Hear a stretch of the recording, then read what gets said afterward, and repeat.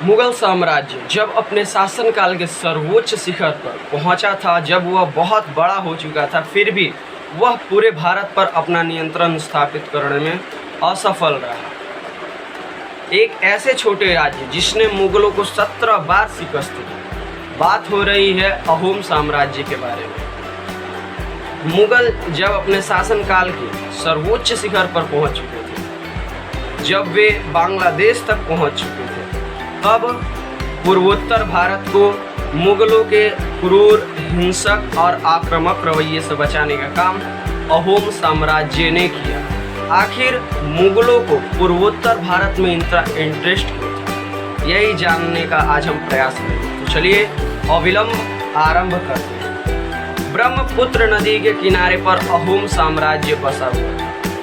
ब्रह्मपुत्र नदी के किनारे की भूमि इतनी महंगी है कि आज भी लोग वहाँ बुलडोजर से वहाँ की मिट्टी चुरा करके ले जाते हैं, पहला कारण। दूसरा कारण ये हो सकता था कि क्योंकि जिसका असम पर कंट्रोल होता, वे पूरी पूर्वी एशिया में चलने वाले व्यापार पर नियंत्रण कर सकता था और इसी मुनाफे पर मुगलों की नज़र थी। इसी चक्कर में 1615 से लेकर के 1682 तक बार बार मुगलों ने अहोम साम्राज्य पर आक्रमण किया और अहोम ने उसका डटकर मुकाबला किया, किंतु 1667 के युद्ध में अहोम हार गए और इस हार का ये प्रभाव हुआ कि उसे न केवल गुवाहाटी पर से अपना नियंत्रण वापस लेना पड़ा, बल्कि अहोम साम्राज्य के खजाने से 30,000 मुगलों को देने पड़े। ये आसाम और अहोम की जनता के पैसे थे, जो कि आसाम के विकास पर खर्च किए जा सकते थे। इसका इतना गहरा प्रभाव पड़ा कि वहाँ के जनता भूख प्यास से त्रस्त हो गई, लेकिन अहोम ने हार नहीं मानी। अभी युद्ध समाप्त नहीं हुई थी। अब अहोम साम्राज्य के ग्रेटेस्ट चैप्टर की शुरुआत होने वाली है, द बैटल ऑफ सरायघाट, जहां जनरल लचित बोरफुकान की नेतृत्व वाली अहोम सेना ने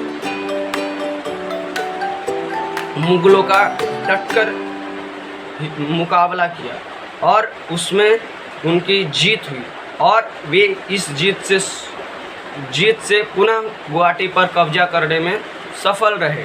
वे जीत से खुश नहीं हुए, क्योंकि वे जानते थे मुगल इस शिकस्त को हल्के में नहीं लेंगे, वे काउंटर अटैक जरूर करेंगे। और लचित बोरफुकान सही थे, मुगलों ने काउंटर अटैक किया। इस बार वे 10,000 पैदल आर्मी, 5,000 तोप, 3,000 घुड़सवार के साथ आए थे।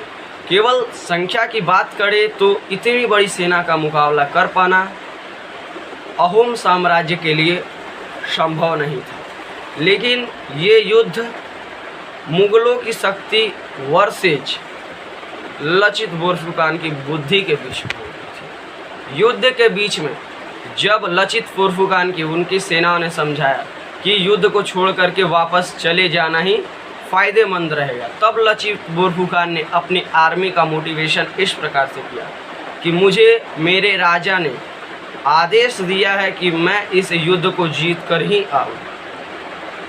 यदि तुम जाने चाहते हो तो तुम अपने स्थान को जाओ, लेकिन मैं इस युद्ध को जीते बिना यहाँ से नहीं जाऊँगा।